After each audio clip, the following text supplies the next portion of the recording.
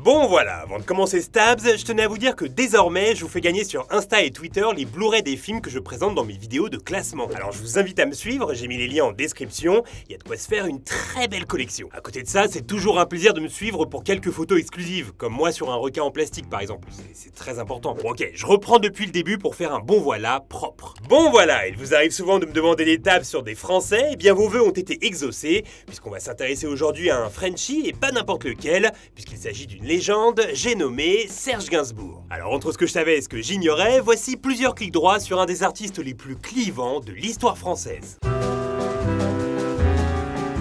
En 1919, Joseph et Olga Ginsburg fuient l'Ukraine et sa dictature bolchevique afin de s'exiler en Géorgie, puis à Istanbul, avant de rallier Marseille, puis enfin Paris en 1921. Là-bas, ils ont un premier fils, Marcel, qui meurt d'une pneumonie à 16 mois. 7 ans plus tard, lorsque Olga apprend qu'elle attend des jumeaux, elle tente de s'avorter elle-même, mais échoue et voit naître quelques mois après Liliane et Lucien le 2 avril 1928. Lucien grandit dans le 16e arrondissement et se retrouve très rapidement en échec scolaire. Il abandonne avant le bac et s'inscrit dans la foulée aux Beaux-Arts où là aussi il abandonne avant la fin. En 1948, c'est le service militaire à Courbevoie, service qu'il passera la majeure partie du temps au trou pour insoumission et insubordination. C'est là-bas, alors constamment interdit de permission, qu'il se met à l'alcool. Après son service, il accompagne son père, pianiste un peu partout en France, dans des tournées au Touquet, à Trouville, Dinard ou encore Arcachon. Pour se faire un peu de thunes, il enchaîne les petits jobs lorsqu'il est à Paris, surveillant, prof de chant et prof de dessin. Et à cette époque, son grand rêve, c'est de devenir peintre. Lorsqu'il a 14 ans, il tombe en admiration devant une peinture d'Andrea Mantegna représentant le martyr de Saint-Sébastien. Cela a valeur de révélation pour lui qui, au fil des années, aspire à suivre les pas du peintre Francis Bacon qu'il admire également. Et ces toiles rencontrent peu de succès et Lucien Gainsbourg comprend peu à peu que son talent n'est pas là. En 1951, il se marie avec une fille d'aristocrate russe, Elisabeth Levitsky,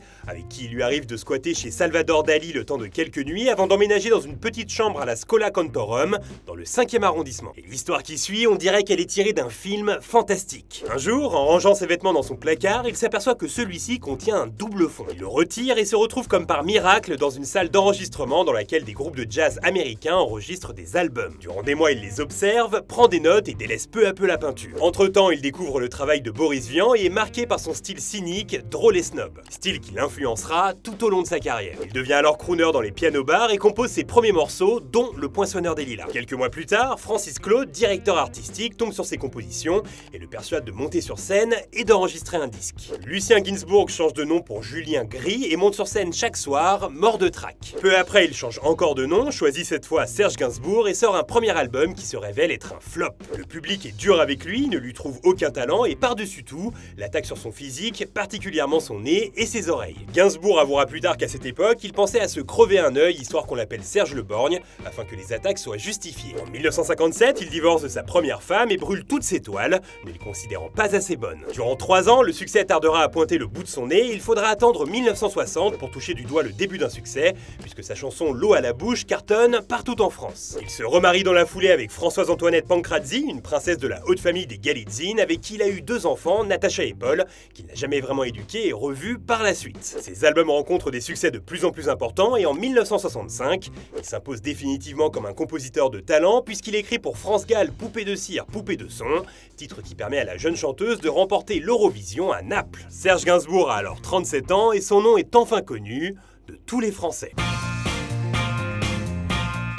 En 1959, Serge Gainsbourg s'occupe en partie de la musique du film Voulez-vous danser avec moi et sur le plateau tombe éperdument amoureux de Brigitte Bardot. Il n'ose pas l'aborder, la trouvant alors inaccessible pour lui, mais ce qu'il ignore, c'est qu'il lui avait pourtant tapé dans l'œil durant le tournage. Il faudra attendre 8 ans avant qu'ils se recroisent et cette fois, Gainsbourg franchit le pas en lui passant un coup de fil. Il lui explique qu'il lui a écrit une chanson, Harley Davidson, et qu'il aimerait qu'elle vienne chez lui pour la chanter. Le coup de foudre est immédiat et le lendemain, il lui fait parvenir une caisse de Dom Pérignon en souvenir de la veille. Commence alors une idylle passionnelle. Une nuit, après avoir fait l'amour, Bardot, nu dans ses bras, lui chuchote à l'oreille « J'aimerais que tu composes pour moi la plus belle des chansons d'amour ». Gainsbourg s'exécute et écrit en quelques jours seulement « Je t'aime, moi non plus ». Mais le problème, c'est que cette chanson ne peut pas sortir car Brigitte Bardot, à ce moment-là, est en couple. Et ouais, elle est mariée au multimillionnaire allemand Günther Sachs qui, lorsqu'il apprend que sa femme le trompe, menace les 2 tourtereaux de représailles judiciaires s'ils osent sortir le titre. Complètement perdu, Bardot décide alors d'abandonner Gainsbourg et met un terme à 90 86 jours d'une aventure amoureuse inoubliable. Serge est anéanti et déclarera plus tard « C'est comme si on m'avait arraché le cœur avec des dents ». Reste ce titre, Je t'aime moi non plus, qui finalement finira par sortir,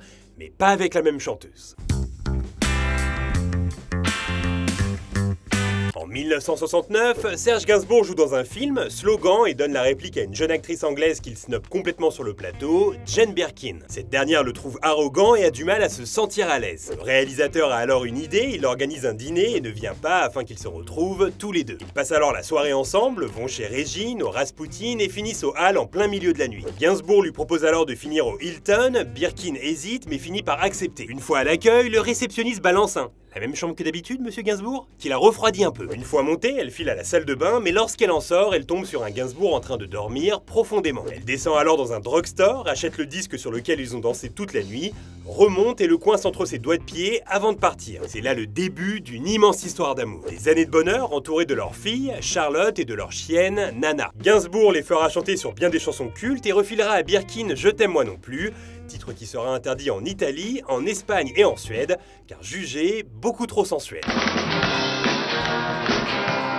Alors, lorsque j'ai brièvement retracé l'enfance de Serge Gainsbourg, j'ai sciemment omis de parler de la Seconde Guerre mondiale, car elle est au centre de cette quatrième histoire. En 1940, sous l'occupation, Gainsbourg est obligé de porter l'étoile jaune, qu'il appellera plus tard l'étoile de shérif. En 1942, avec ses parents et sa sœur, il doit fuir Paris afin de rejoindre la zone libre. Mais les contrôles de police se font de plus en plus nombreux, alors il file cette fois à Limoges avec de faux papiers et se font appeler désormais Guimpard. Le jeune Lucien est envoyé dans un collège jésuite et vit un soir une expérience traumatisante. La Gestapo organise une fouille dans le collège et les responsables du pensionnat l'envoient se cacher seul dans une forêt dans laquelle il passera toute la nuit avec la peur de se faire tuer. Au même moment, à des kilomètres de là, Albert Speer est un des plus hauts dignitaires nazis, architecte en chef du Troisième Reich, mais aussi ministre de l'armement, une des personnes qu'Hitler considère le plus. En 1945, à la fin de la guerre, il est fait prisonnier puis condamné au procès de Nuremberg à 20 ans de prison. En 1972, une fois sorti, il entame une série d'entretiens dans l'idée de rédiger ses mémoires, et ces entretiens, il les partage avec Andrew Birkin, le frère de Jane. Durant ces moments passés ensemble, Albert Speer avoue à Andrew écouter en boucle les disques de Serge Gainsbourg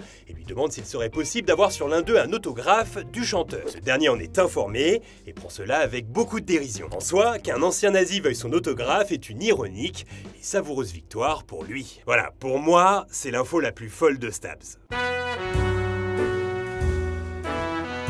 L'histoire qui va suivre va vous donner une idée de la classe qu'avait Gainsbourg. En 1973, alors âgé de 45 ans, il était à 2 doigts de mourir puisque victime d'un sévère infarctus. Lorsque le SAMU débarque et le sort de chez lui, il trouve quand même la force de leur demander de l'enrouler avec une de ses couvertures Hermès, indiquant qu'il ne veut pas celle de l'hôpital qu'il juge trop laide. Voilà, c'est juste ça, je trouve ça trop bien. Une fois à l'hôpital, les médecins lui expliquent que s'il continue à boire et à fumer, il n'en a plus pour longtemps. À ça, il répondit « Eh bien dans ce cas, pour me soigner, je vais encore plus boire et fumer ». Les infirmières retrouveront après son départ des mégots cachés un peu partout. Mais Gainsbourg a quand même conscience que la cigarette est en train de le tuer à petit feu, en témoigne cette séquence dans Nulle part ailleurs. Tiens, regarde.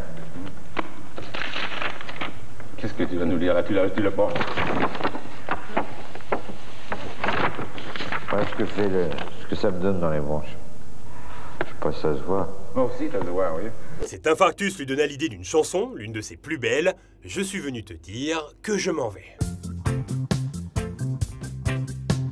En 1979, Gainsbourg écrit une chanson qui va provoquer la polémique, aux armes, etc. Il réinvente l'hymne national et cela ne plaît pas aux conservateurs et aux militaires qui, par voie de presse ou frontalement, l'invectivent durant des mois. Cela profite au chanteur puisque les ventes décollent et lui permettent de glaner son premier disque d'or. Mais les mécontents ne lâchent rien et le 4 janvier 1980, Gainsbourg est obligé d'annuler un concert à Strasbourg suite à une alerte à la bombe. Cela fait suite à des mois et des mois de menaces de mort qu'il reçoit chaque jour, alors pour la sécurité de son équipe, il leur demande de partir et avance seul sur la scène. La salle est investie de parachutistes militaires dont certains sont armés et d'autres en possession de cocktails Molotov. La tension est irrespirable, alors Gainsbourg se met à chanter a cappella les vraies paroles de la Marseillaise. Les militaires, déroutés, se sentent alors obligés de se mettre au garde-à-vous devant Gainsbourg. Un véritable coup de génie qui lui fera dire quelques semaines plus tard « J'ai mis les paras au pas ». Il finira son hymne par un bras d'honneur. De plus en plus dans la provoque, Gainsbourg va même jusqu'à acheter aux enchères le manuscrit original de la Marseillaise pour 20 000 €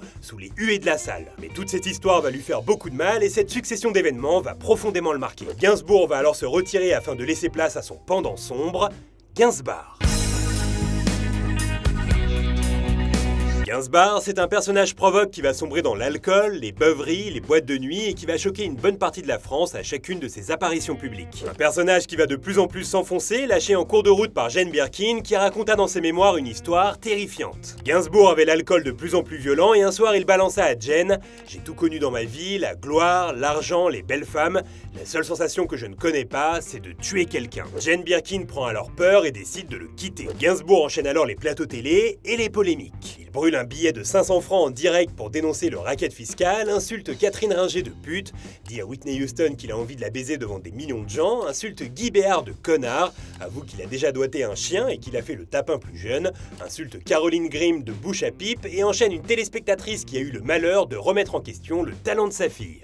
J'ai une question à vous poser. Ah ouais. Comment se fait-il que vous écriviez des chansons pour Charlotte alors qu'elle n'a aucune voix? Qu'est-ce que vous en savez? Ben, je l'ai constaté pendant son disque. Lemonade 7, elle a fait un album d'or. Hein? Ah. Un disque d'or, vous savez ce que c'est un disque d'or? Vous savez ce que c'est un disque d'or? C'est 500 000 albums. Hein? Elle a pas de voix? Merde! Aucune. Ah, fanculo. Ah, l'Italie.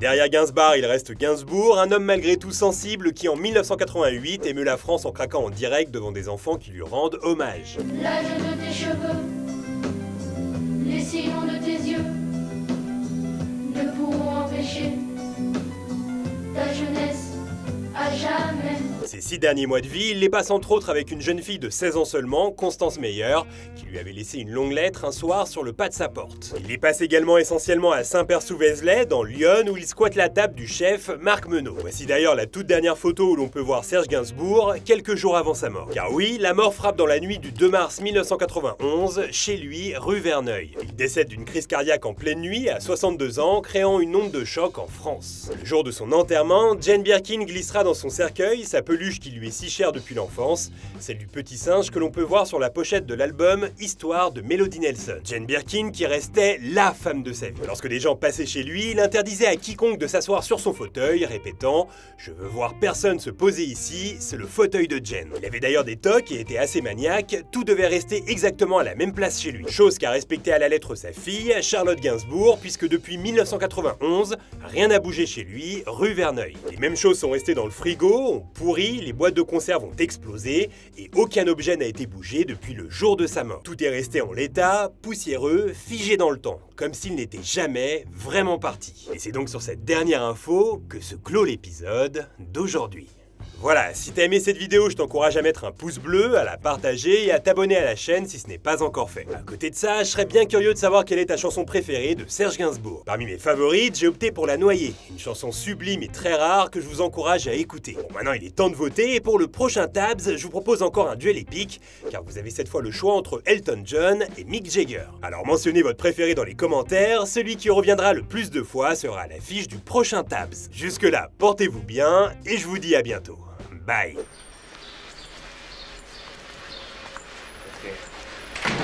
Serge, 2 mots sur le mur d'image là, ça c'est quelque chose dont vous êtes fier je crois. Hein. Alors Parce que tout est gentil, il n'y a rien de dégueu. Hein. Il y a même ce merveilleux.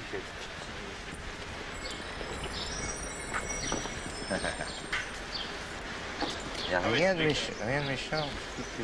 J'ai repeint une fois. Et pendant 8 jours, j'ai eu de l'angoisse. Je me suis dit, putain, ils m'aiment plus, les gamins. Pisseuses. Et puis, plaf, ça a recommencé. Alors là, maintenant, je touche plus. Là, vous leur avez laissé carrément le truc. Je sais pas combien il grimpe aussi. Il y en a que vous préférez, là. Quelles sont celles que vous... Bah, je sais pas. Bon, tout est bon. C'est bon. Ah non, il y en a une qui était très jolie. Ça a été recouvert. Ici cogite une âme slave. C'est beau, hein. Bon, allez, je prends mon taco et...